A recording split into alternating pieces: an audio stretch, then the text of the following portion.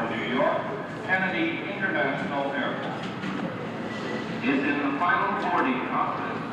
All passengers should now have cleared with the United States Customs and Immigration and be on board through departure lounge at gate 40. Flight 506. Vanguard service for Montreal and Halifax is in the final boarding process.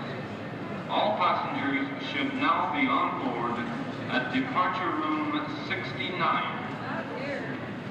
Air Canada, vol numéro 506, Vanguard, à destination de Montréal et Halifax.